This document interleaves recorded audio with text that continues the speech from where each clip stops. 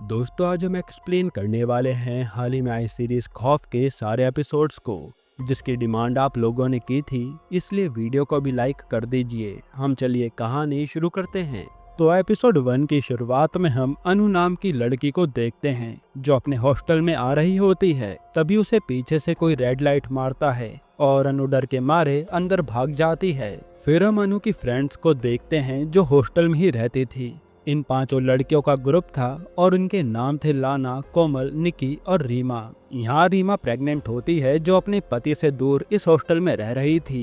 वहीं बाकी लड़कियां भी कहीं ना कहीं जॉब करती हैं। अब आज अनु अपने दोस्तों को बताती है कि मैंने एक नया फ्लैट रेंट पर लिया है, इसलिए मैं इस हॉस्टल से जा रही हूँ। साथ ही वो बताते कि मेरा बॉयफ्रेंड अमित और मैं जल्द ही शादी कर लेंगे। लेकिन इस पर रीमा कहती है कि अमित कभी भी पलट सकता है और मुझे उस पर भरोसा नहीं है। खैर फिर यहाँ से हमें सीधा 6 महीने बाद का सीन दिखाया जाता है, जहाँ मधु नाम की लड़की सीधा ग्वालियर से दिल्ली आई थी जॉब के सिलसिले में। यहाँ मधु का बॉयफ्रेंड अरुण उसे पिक करने आता है और ये दोनों सीधा अरुण के रूम पर आ जाते हैं। तब अरुण के रूम में जाते ये दोनों इंटीमेट होने लगते हैं। तभी मधु अरुण को रोक देती है और हम समझ पाते हैं कि मधु के साथ पास्ट में कुछ ऐसा ट्रॉमा हुआ था जिसके कारण मधु इंटीमेट होने से डरती है। तब अरुण भी उसकी परेशानी समझता है। फिर अगले दिन मधु अपने जॉब इंटरव्यू पर जाती है और उसका इंटरव्यू अच्छा जाता है, जिसके बाद मधु आकर अपनी बेला दीदी से मिलती है जो मधु की पुरानी जानकार थी और उसी कंपनी में जॉब करती थी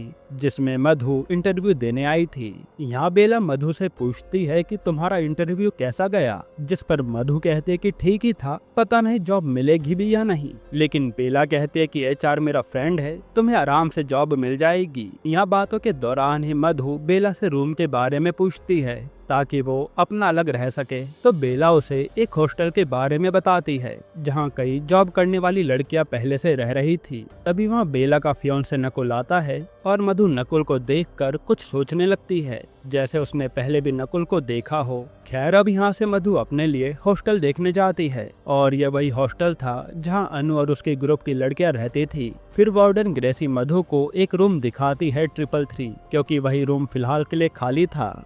ग्रेसी मधु से बताती है कि ये बक्सा यहाँ रहने वाली लड़की अनु का था, अगर तुम्हें ये नहीं चाहिए तो बता देना, मैं हटवा दूंगी। लेकिन मधु कहते कि कोई प्रॉब्लम नहीं है, मैं मैनेज कर लूंगी। खैर इसके बाद मधु और अरुण जब मधु का सामान लेने जा रहे होते हैं, तब अरुण मधु से कहता है कि हमें कोई और जगह देखनी चाहिए क्योंकि मुझे ये हॉस्टल पसंद नहीं आया। ऊपर से ये मेन सिटी से काफी दूर भी है। लेकिन मधु कहती है कि कहीं और इतना सस्ता रूम नहीं मिलेगा। हालांकि मधु अरुण से अपने लिए मेडिकल सर्टिफिकेट बनवाने के लिए कहती है जो कि उसे वार्डन को देना था। इसके बाद अरुण यहाँ से मधु का मेडिकल सर्टिफिकेट बनवाने के लिए सीधा साइकेट्रिस्ट सोहिनी के पास आता है जो मधु का सर्टिफिकेट बना देती है। साथ ही वो मधु को देखकर कहती है कि मुझे एक असिस्टेंट की नीड है और तुम समझदार लग रही हो, पार्ट टाइम जॉब करना चाहो तो आ जाना मेरे पास, जिसके लिए मधु मान जाती है। इधर हम रूम नंबर 333 में हॉस्टल की 3 लड़कियों को देखते हैं जो खेल खेल में ओइजा बोर्ड की मदद से अनु की आत्मा से बात करने की कोशिश करती है, यानी अनु की मौत हो चुकी है। तभी एकदम से बोर्ड में हलचल होने लगती है, जिन्हें वार्डन ग्रेसी नीचे से ही शांत रहने के लिए कहती है, यानी उस रूम में जरूर कोई ना कोई आत्मा है। फिर हम ग्रेसी के साथ इलू मिश्रा नाम की कांस्टेबल को देखते हैं जो कि ग्रेसी की फ्रेंड थी।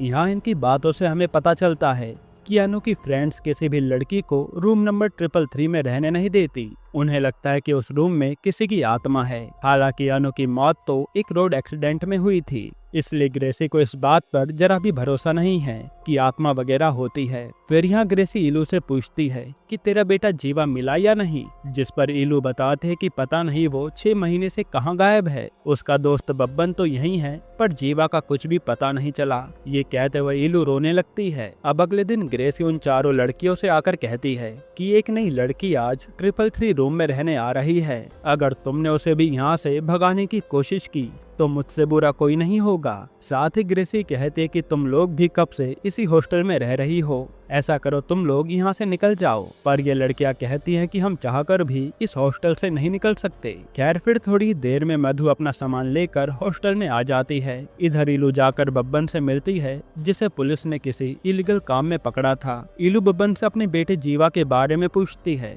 लेकिन बब्बन कहता है कि मुझे उसके बारे में कुछ भी नहीं पता कि वो कहाँ है, पर वो इतना बताता है कि एक हकीम है जिसका अपना दवाई खाना है और जीवा उसी के लिए काम करता था, बाकी मुझे कुछ नहीं पता। फिर हम उसी हकीम को देखते हैं जिसका शरीर थोड़ा थोड़ा सड़ रहा था और वो आज एक आदमी को मर्दाना ताकत बढ़ाने की दवाई बता रहा था। फिर वो हकीम सीधा अपने रूम में जाता है और एक बिच्छू को मारकर उसका रस लाकर उस आदमी को पिला देता है। यहाँ उस आदमी की बातों से हम समझ पाते हैं कि वो किसी एमएलए का भाई है। वो हकीम से कहता है कि तुम मेरा इलाज कर, बदले में जो चाहिए वो मुझे बता दे। इस पर हकीम उसे बब्बन नाम के लड़के को पुलिस से छुड़ाने के लिए कहता है, यानी बब्बन भी हकीम के लिए काम करता था। फिर उस आदमी के जाते ही यहाँ पर ईलू हकीम से मिलने आती है और अपने बेटे जीवा के बारे में पूछती है, जिस पर हकीम कहता है कि मुझे उसके बारे में कुछ भी नहीं पता और आपका बेटा मेरे बहुत काम आता था। वो मुझे कई प्रकार की जड़ी बूटियां लाने में मदद करता था, पर पता नहीं अब वो कहाँ है। जो सुनकर ईलू चली जाती है। अब हम हॉस्टल का सीन देखते हैं जहाँ मधु रीमा से दोस्ती करने आती है,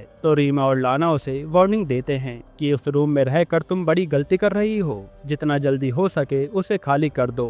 पर मधु उनकी बात इग्नोर करके अपने रूम में चली जाती है। फिर अगले दिन मधु अपनी जॉब ज्वाइन करती है, जहाँ आज का दिन काफी अच्छा रहता है। फिर जब वो और बेला साथ में लंच कर रहे होते हैं तो मधु बेला से नकुल के बारे में पूछती है, जिस पर बेला बताती है कि नकुल और मैं ऑफिस के दौरान ही मिले थे। उसका ऑफिस यहीं पास में है और हम जल्द ही शादी भी करने वाले हैं। इसके बाद रूम पर जाते ही मधु नकुल की प्रोफाइल स्टॉक करती है, जैसे वो नकुल के बारे में कुछ पता लगाना चाहती हो। पर तभी उसके रूम का डोर नॉक होता है और गेट खोलने पर वहाँ कोई भी नहीं होता। उसी समय रीमा और लाना निकलते हैं और कहते हैं, लगता है खेल शुरू हो गया है, अभी भी मौका है, निकल लो। पर मधु कहते कि मैं किसी से डरती नहीं हूँ। इसके बाद मधु जब सो रही होती है तभी उसे एक बहुत ही भयानक सपना आता है, जिससे उसकी नींद टूट जाती है। तभी हम मधु के पीछे एक आत्मा को देखते हैं जो उसे घूर रही थी, यानी सच में इस रूम में कुछ है।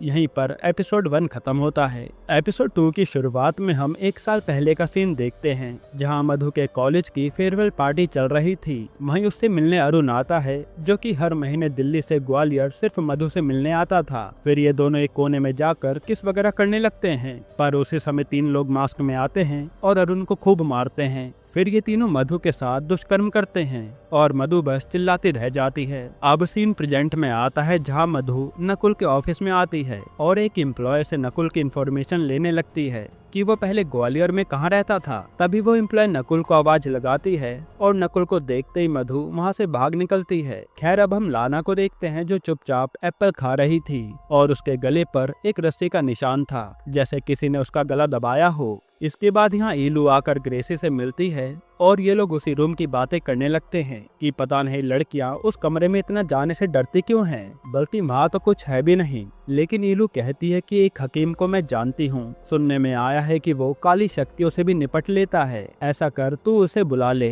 तब ग्रेसी उसकी बात मान लेती है। फिर हम उसी हकीम को देखते हैं जो एक लड़की को ऊपर से घूरे जा रहा था। तभी उस पर ग्रेसी का फोन आता है और वो उसे अपने हॉस्टल में आने के लिए कहती है। इधर मधु अपनी एक जॉब खत्म करके सोहिनी के यहाँ जॉब पर जाती है और वो दोनों जॉब काफी अच्छे से कर रही थी। वहीं मधु की मुलाकात सोहिनी की बेटी से होती है और ये दोनों दोस्त बन जाते हैं। खैर फिर जब मधु सोहिनी का काम कर रही होती है तो बताती है कि मैम मेरे हॉस्टल में कुछ लड़कियां हैं जिनकी फ्रेंड के रूम में अब मैं रहने लगी हूँ, पर उस रूम से लेकर पता नहीं उन्हें क्या इशू है जो वो मुझे बार बार वहाँ से जाने के लिए कहती हैं, जिस पर सोहिनी कहती कि शायद ये उनका कोई ट्रॉमा होगा।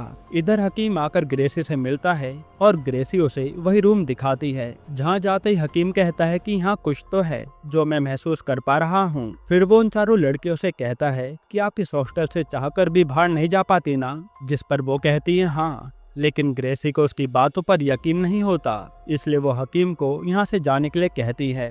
पर हकीम जाते जाते कहता है कि मैं तो जा रहा हूँ, पर उस कमरे से जो कुछ भी चीज जुड़ी हुई है वो इन चारों लड़कियों को तबाह कर देगी और अब तो जो लड़की वहाँ रहने आई है वो भी नहीं बच पाएगी। लेकिन ग्रेसी को हकीम की बातों पर यकीन नहीं था। इसके बाद रात में जब मधु अरुण से मिलने के लिए तैयार हो रही होती है, तभी उसे पीछे से वही आत्मा देख रही थी। वहीं हॉस्टल के गेट पर हम लाना को देखते हैं, जो उस हकीम से कहती है कि हमें कैसे भी करके यहाँ से निकलना है। इस पर हकीम उसे अभी चलने को कहता है और लाना जैसे ही गेट से कदम बाहर रखती है, तभी उसके गले पर रस्सी जैसा निशान बन जाता है, जैसे उसका कोई गला दबा रहा हो। इससे लाना वापस अंदर आ जाती है और हकीम उसे एक शीशी देता है कि इसका इस्तेमाल मैं आपको बाद में बताऊंगा और मैं ही तुम्हारी मदद कर सकता हूँ, जो लाना ले लेती है। यहाँ मधु अरुण के साथ डिनर पर आई थी, पर बातों बातों में अरुण के मुंह से कुछ ऐसा निकल जाता है जिससे मधु उससे लड़ाई कर लेती है। फिर अरुण मधु को सीधा अपने रूम पर लाता है और कहता है कि उस रात को मैं कभी भुला नहीं पाता, रोज वही रात मुझे परेशान करती है। यहाँ अरुण उसी फेयरवेल वाली रात की बात कर रहा था। इधर ग्रेसी और रीलू साथ में थे, जहाँ ग्रेसी उससे कहती है कि तुमने ही अपने बेटे को इतना सर पर चढ़ाया था, जो वो आज तुम्हें पूछ तक नहीं रहा है, अब पता नहीं वो कहाँ होगा। जिस पर ईलू भड़क जाती है और हम देख पाते हैं कि ईलू अपने बेटे से इतना प्यार करती है कि उसके बारे में कुछ भी नहीं सुन सकती।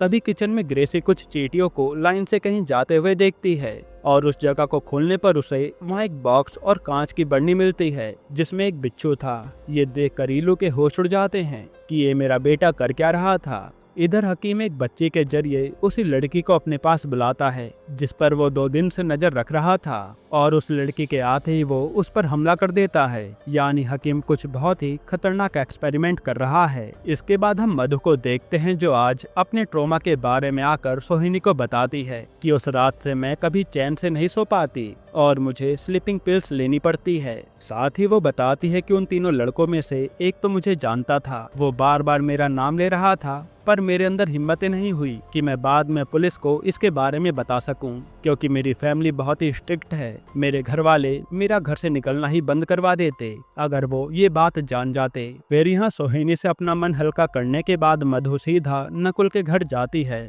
उससे मिलकर कुछ सवाल पूछने के लिए। यहीं पर एपिसोड 2 खत्म होता है। एपिसोड 3 की शुरुआत में हमें कुछ महीने पहले का सीन दिखाते हैं, जहां जीवा एक लड़की को बब्बन की दुकान पर लाया था। वहां जीवा उस लड़की को पहले पायल दिलाता है और फिर किसी बहाने से सीधा हकीम के पास लेकर आता है। तभी वो लड़की वहां से भागने लगती है, लेकिन हकीम उसे तुरंत बेहोश कर देता है। इसके बाद सीन प्रेजेंट में शिफ्ट होता है, जहां मधु नकुल से आज सारी बातें पूछ लेती है ताकि सब क्लियर हो। वो कहते कि तुम मुझे ग्वालियर से जानते हो ना, और उस रात तुम ही थे अपने 2 दोस्तों के साथ, मुझे ऐसा लगता है। लेकिन यहाँ नकुल साफ मना कर देता है कि मैं दिल्ली में ही रहा हूँ हमेशा से और मुझे कुछ भी नहीं पता तुम क्या कह रही हो। जिस पर मधु नकुल से माफी मांगती है कि मैंने तुम पर फालतू में शक किया, और नकुल भी उसे रिलैक्स फील कराता है कि मुझे तुम्हारे ट्रॉमा के बारे में सुनकर बहुत बुरा लगा। जिसके बाद मधु वहाँ से सीधा अपने हॉस्टल आती है और वहाँ उसकी मुलाकात बाकी दूसरे रूम में रहने वाली लड़कियों से होती है और ये लड़कियां मधु से दोस्ती भी कर लेती है। फिर एक लड़की लंच के टाइम पर मधु को बताती है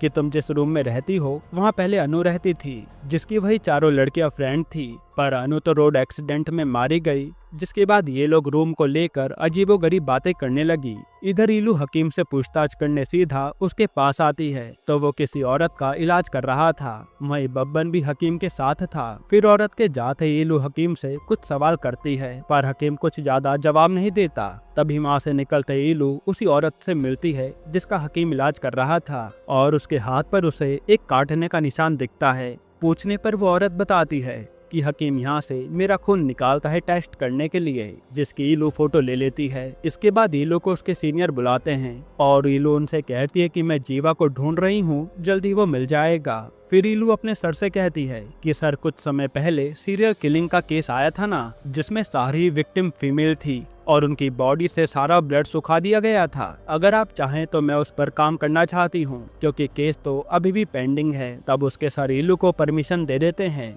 जिसके बाद ईलू जाकर वही केस की फाइल पढ़ती है और उसमें उसे एक लड़के के पैर में सेम वैसी पायल नजर आती है जैसी उस रात जीवा के बॉक्स से पायल मिली थी। ये देखकर ईलू के होश उड़ जाते हैं। इधर हम उसी हकीम को देखते हैं जिसने एक लड़की को सीक्रेट रूम में रखा था और वो कुछ विधि करके उस लड़की का खून निकाल देता है और वो लड़की तड़प तड़प कर मर जाती है। यानी कि हो सकता है कि वो सीरियल किलर यही हकीम हो। यहाँ हकीम की बातों से हम समझ पाते हैं कि वो सड़ सड़ कर मर रहा है, इसलिए वो जिंदा रहने के लिए ऐसी ही लड़कियों की बलि देता है ताकि उसका इलाज हो सके। तभी वहाँ बब्बन आता है और ये सब देखना उसके लिए नॉर्मल था, यानी वो भी सारी किलिंग्स के बारे में जानता था। हकीम कहता है कि इस लड़की की आत्मा मेरे किसी काम की नहीं थी और मुझे एक घायल रूह की तलाश है, वही मुझे ठीक कर सकती है। तभी वहाँ लाना का फोन आता है और हकीम उससे बात करने चला जाता है। यहाँ आज मधु के रूम पर दूसरे रूम से लड़कियां आती हैं जो बताती हैं कि हमारे रूम का सॉकेट काम नहीं कर रहा है,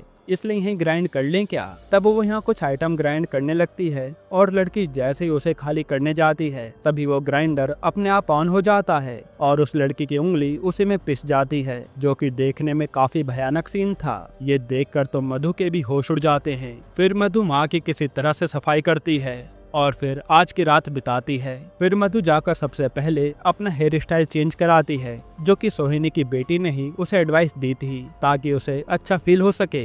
इसके बाद मधु सीधा अरुण से मिलने आती है और यहाँ दोनों इंटीमेट होने लगते हैं, पर अरुण कुछ सोचकर खुद ही पीछे हट जाता है। इधर एक विक्टिम जो मर चुकी थी उसके माँ बाप से बात करने इलू आती है, जो बताते हैं कि लड़की के दादा एक हकीम को बहुत मानते थे और उन्होंने उसे ही हमारी बेटी दे दी थी और हम कुछ भी नहीं कर पाए। बाद में हमें बच्ची की लाश मिली और हमने हकीम को आज तक देखा नहीं है कि वो कैसा दिखता था, पर एक लड़का हमारी बेटी को ले गया था। तब इलू उन्हें जीवा की फोटो दिखाती है और वो लोग कहते हैं कि हाँ यही था वो लड़का, जो सुनकर इलू के होश उड़ जाते हैं। इधर लाना ने हकीम को चुपके से रूम नंबर 333 में बुला लिया था और वहाँ आते ही हकीम के साथ अजीबोगरीब चीजें होने लगती हैं। फिर दरवाजा अपने आप बंद हो जाता है और एक आत्मा हकीम का बुरा हाल कर देती है। हालांकि तभी वहाँ ग्रेसी आती है और दरवाजा खोलकर हकीम को भगा देती है कि आज के बाद यहाँ गलती से भी मत आ जाना। फिर जाते हुए हकीम से लाना पूछती है कि हुआ क्या था ये तो बताइए,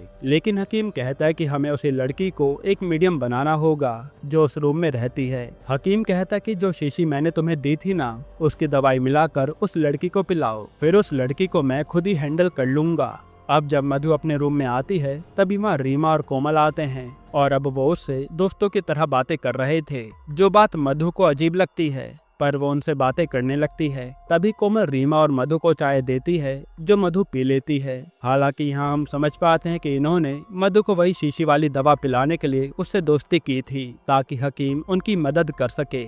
इसके बाद मधु और अरुण को हम बेला और नकुल की पार्टी में देखते हैं, जिन्हें बेला ने इनवाइट किया था और यहाँ नकुल और मधु के बीच भी बातें होने लगी थी। असल में मधु ने भी मान लिया था कि ये वो लड़का नहीं है जिसने मेरे साथ गलत किया। फिर पार्टी में अरुण काफी ज्यादा ड्रिंक कर लेता है और जब मधु उसके पास आती है तो अरुण उसे रोते हुए कहता है कि मैं जब भी तुम्हें देखता हूँ तो मुझे गिल्ट होता है, और वो रिवील करता है कि जब तुमने मुझे उस फेयरवेल वाली रात को अपनी हॉट पिक भेजी थी तब मैंने अपने दोस्तों को जलाने के लिए कि आज मैं तुम्हारे साथ मजे करूंगा उन्हें फॉरवर्ड कर दी थी, जिसके बाद उन लोगों ने तुम्हारी पिक पूरे कॉलेज में फैला दी और मुझे लगता है कि उसी पिक को देखकर उन तीनों लड़कों ने आकर तुम्हारे साथ वो घिनौना काम किया। जो सुनकर मधु के होश उड़ जाते हैं। इसके बाद मधु घर आकर खूब रोती है और फिर जब वो सोने वाली थी तभी एक बिच्छू आकर उसके पैर पर काट लेता है और उसे अपने सामने एक आत्मा दिखती है जो जली हुई थी। यहीं पर एपिसोड 3 खत्म होता है।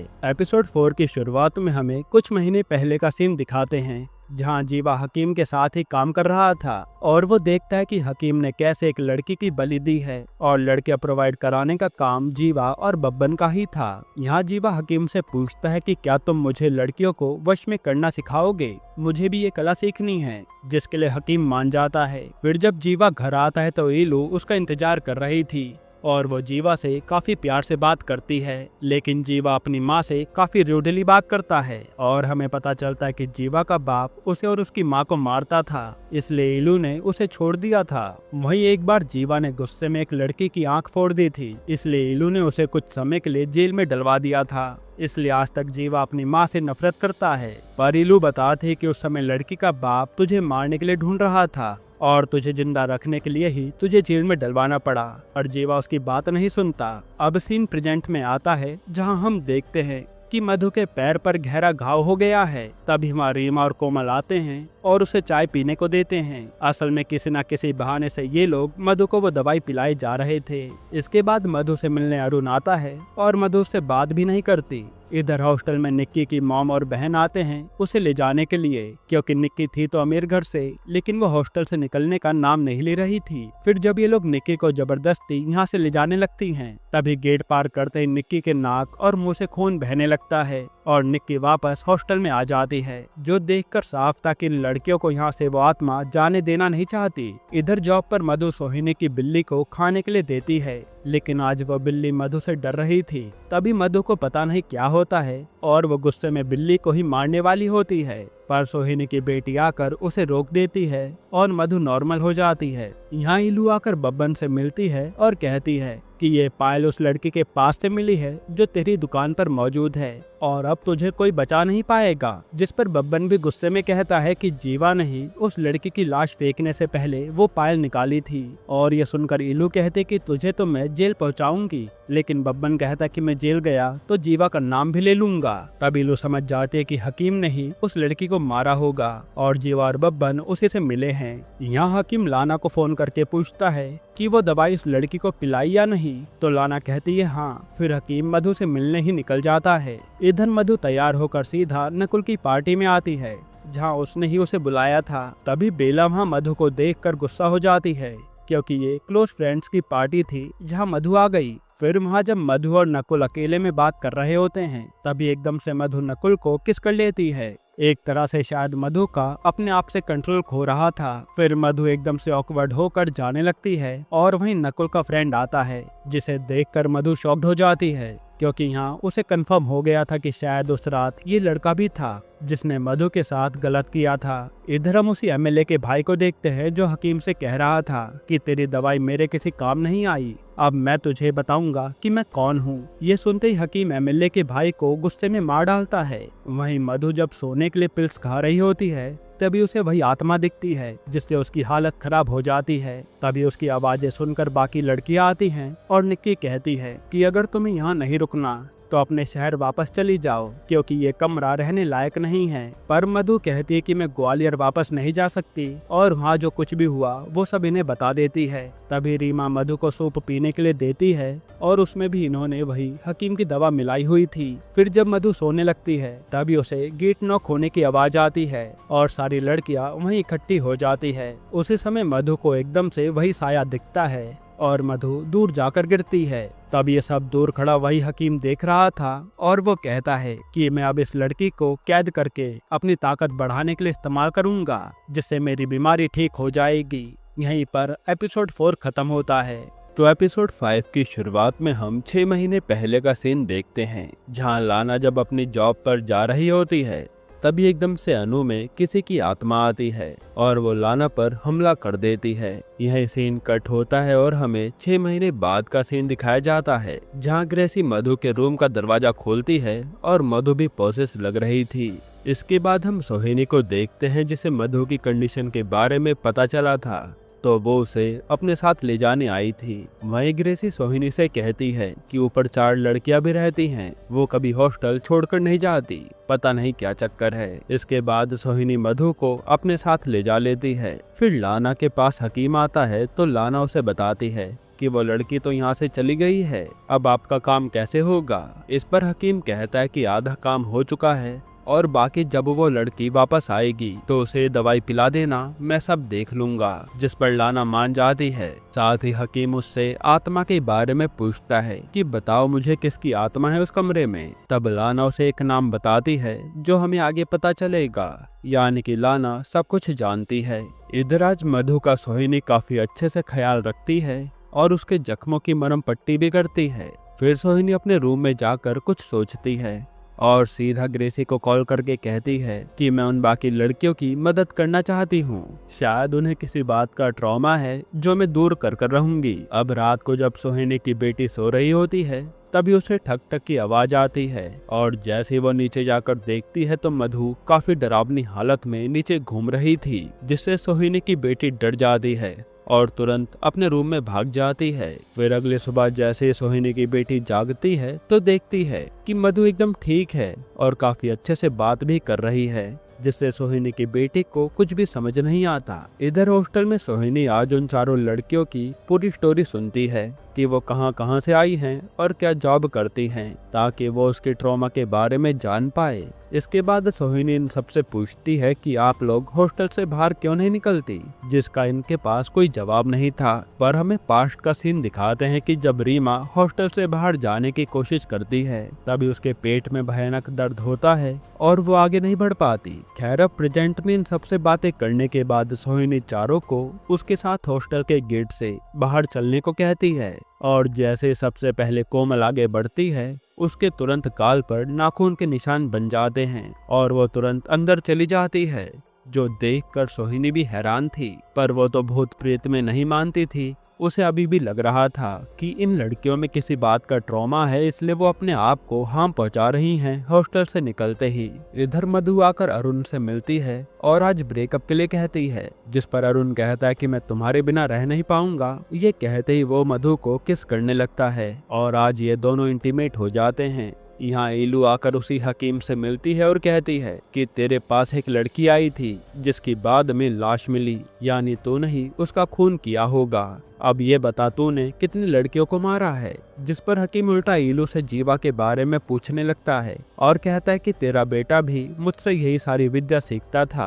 और वो पैसों के बदले में मेरे लिए लाशें ठिकाने लगाने का काम करता था। जो सुनकर ईलू के होश उड़ जाते हैं। यहाँ जब मधु अपने काम पर जा रही होती है तभी उसे नकुल मिलता है और उसे लिफ्ट देता है। फिर कार में वो उस रात की किस की बात करता है जो मधु को अच्छी नहीं लगती और वो कहते कि तुम्हारा दोस्त जो उस दिन पार्टी में आया था उसे देखकर मैं श्योर हो गई हूँ कि तुमने और तुम्हारे दोस्तों ने ही मेरे साथ दुष्कर्म किया था। तब गुस्से में नकुल रिवील कर देता है कि हाँ, वो लड़का मैं और मेरे दोस्त ही थे। असल में नकुल मधु को काफी समय पहले पसंद करता था, लेकिन मधु ने कभी उसकी फीलिंग्स नहीं समझी और कॉलेज में वो अरुण की गर्लफ्रेंड बन गई, जो देखकर नकुल को गुस्सा आया और उसने मौका पाकर फेयरवेल वाले दिन अपने दोस्तों के साथ मधु के साथ दुष्कर्म कर डाला। फिर वो मधु को सीधा एक सुनसान जगह पर ले आता है और बेचारी मधु कुछ भी नहीं कर पाती। वहीं नकुल ने अपने बाकी दोनों दोस्तों को भी बुला लिया था, जो आज उसे जान से मारने का प्लान बनाकर आए थे।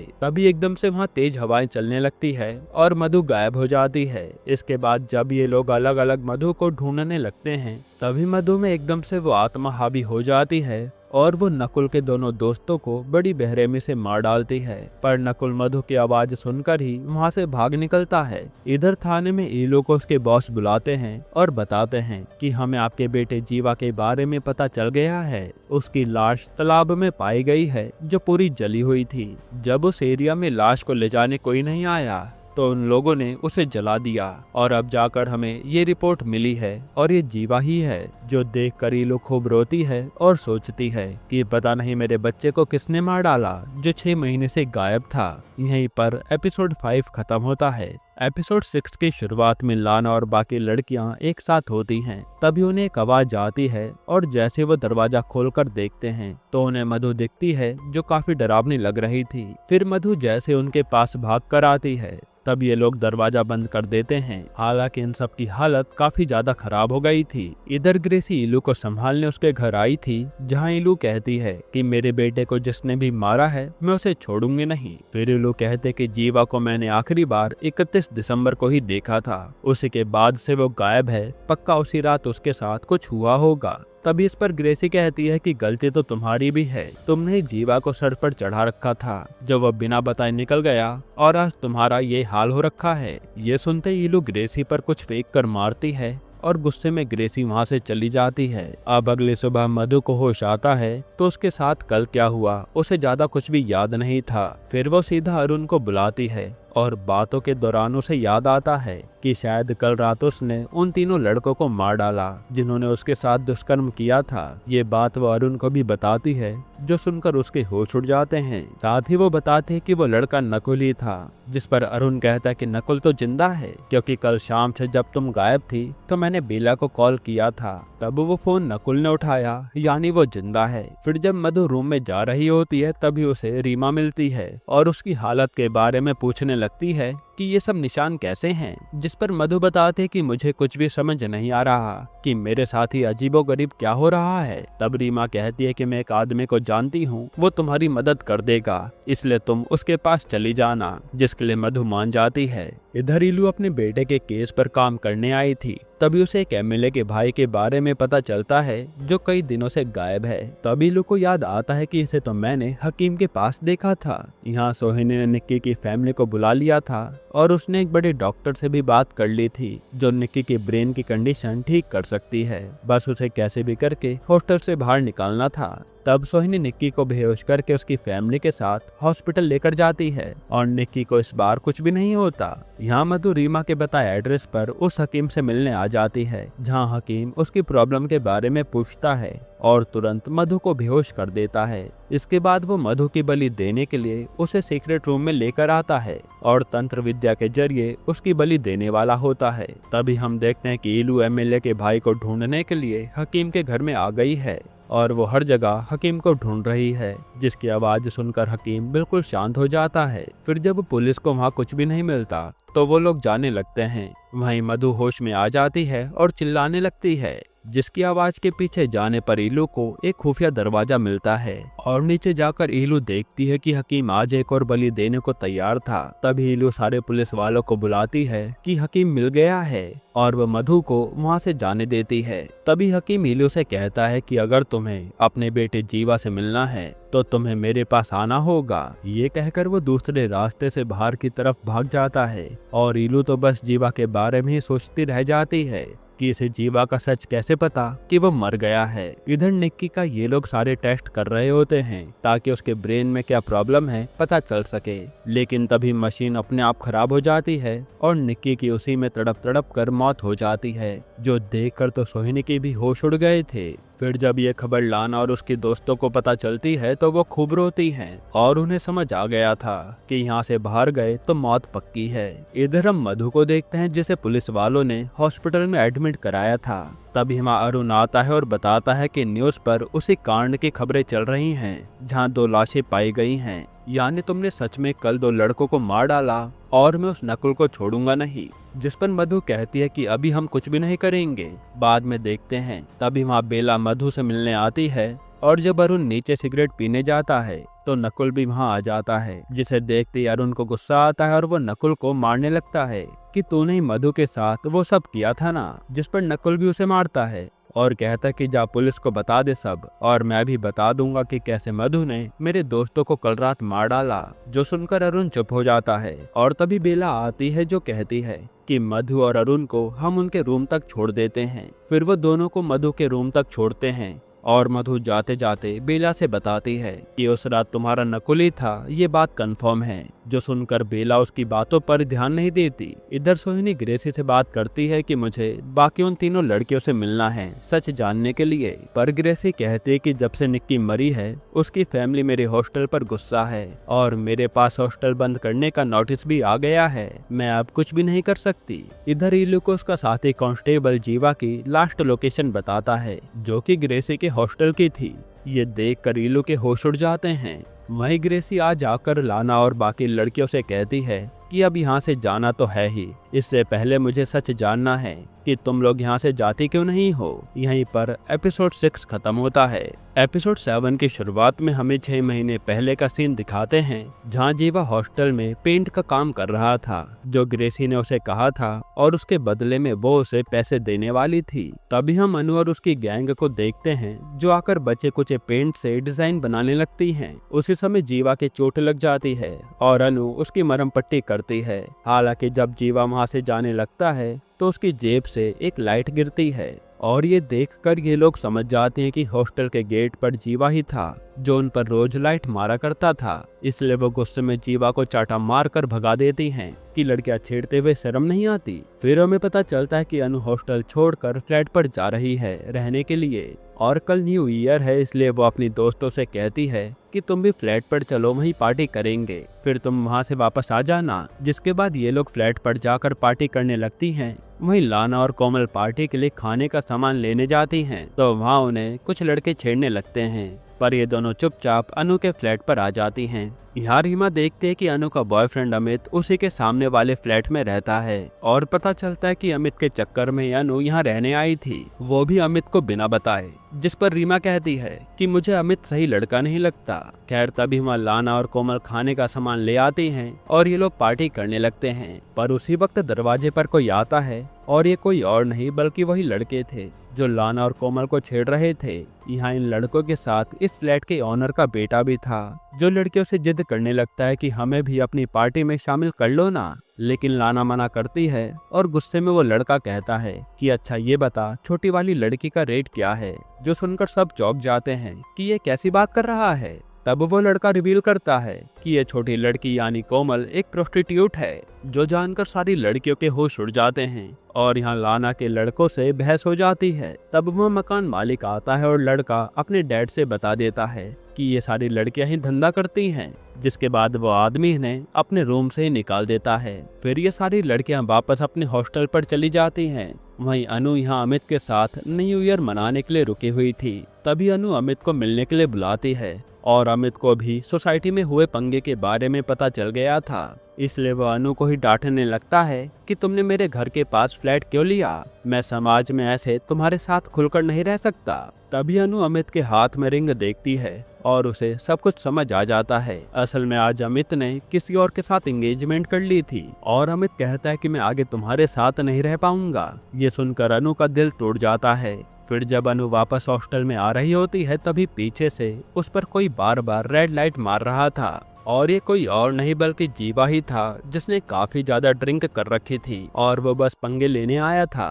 तब अनु जो पहले से ही गुस्से में थी वो चिल्लाकर कहती कि अगर तू एक बाप की औलाद है तो अंदर आना, मैं दूंगी आज तुझे मजा जो तू चाहता है। ये बोलकर अनु अपने दोस्तों के पास आ जाती है जो बोन फायर जलाकर ऊपर पार्टी कर रहे थे। तभी वहाँ जीवा आता है और नशे में अनु को किस करने लगता है। ये देखकर लड़कियां उस पर हमला कर देती हैं और यहाँ इन सब के बीच लड़ाई शुरू हो जाती है, जहाँ जीवा अकेला इन सब पर भारी पड़ रहा था और वो इन सबको खूब गालियां भी देता है। तब निक्की जीवा पर शराब की बोतल फेंक कर मारती है जो वो पार्टी के लिए लाई थी और तभी गुस्से में रीमा बॉनफायर की लकड़ी उस पर देकर मारती है, जिससे जीवा आग में झुलस जाता है। तब ये लोग जल्दी से उसे बुझाते हैं, लेकिन ज्यादा जलने के कारण जीवा की यहीं मौत हो जाती है और ये देखकर इनके होश उड़ जाते हैं।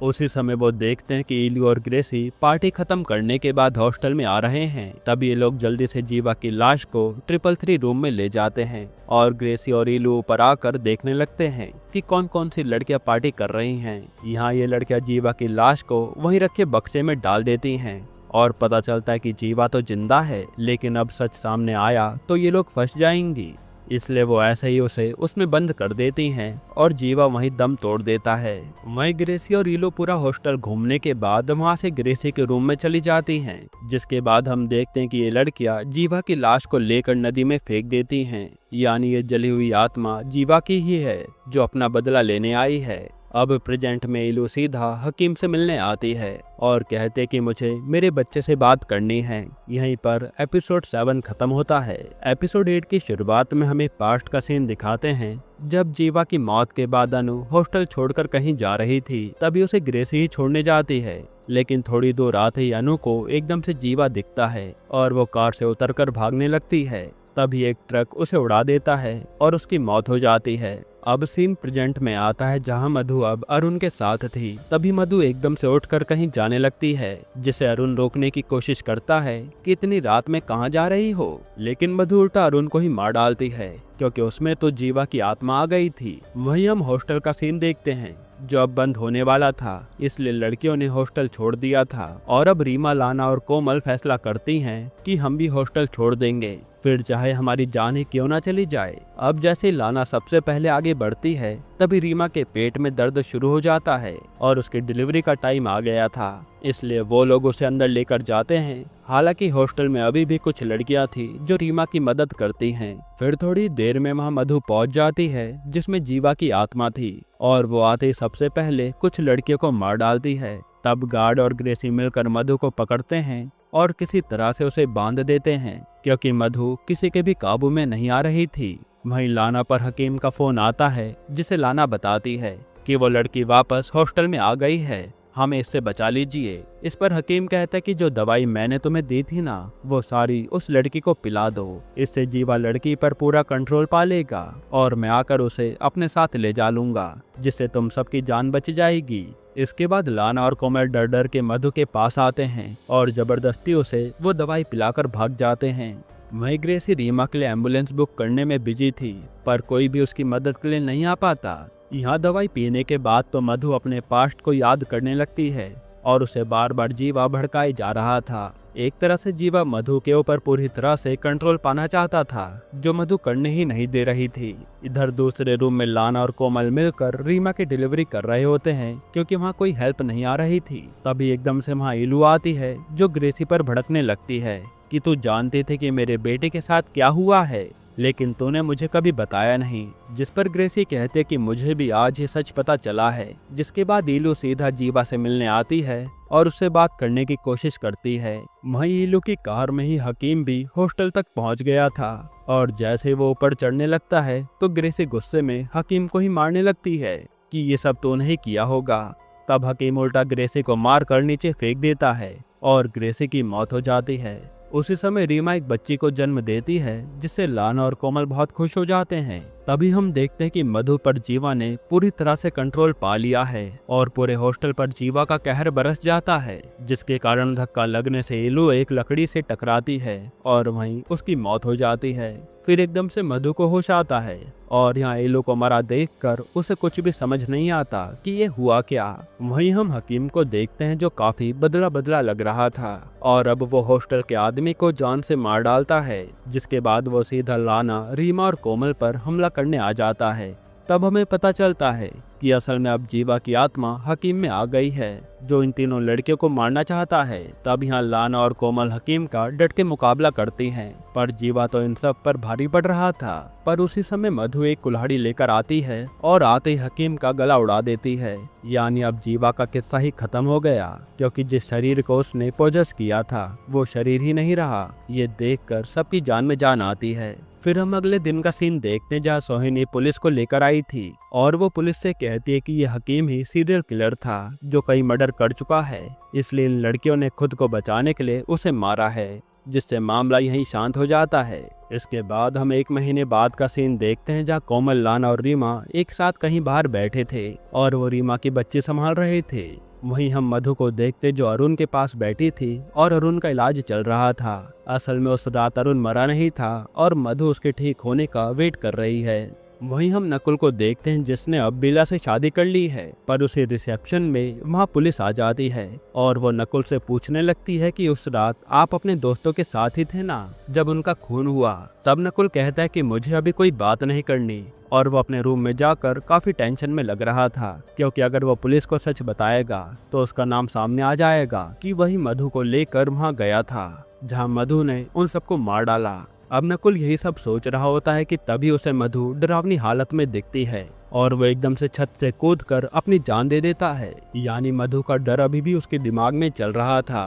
तभी हम एकदम से मधु को देखते हैं, जिसके एक्सप्रेशंस चेंज होने लगते हैं और हम समझ पाते हैं कि शायद अभी भी उसमें जीवा की आत्मा है। यहीं पर ये सीरीज खत्म होती है। दोस्तों, आपको ये सीरीज कैसी लगी हमें कमेंट में जरूर बताइएगा और इसके अलावा आप कौन सी मूवी का एक्सप्लेनेशन चाहते हैं वो भी कमेंट कीजिएगा। बाकी अगर आपको हाल ही में आई एक कमाल की मूवी देखनी है तो आप ये वीडियो देख लीजिए।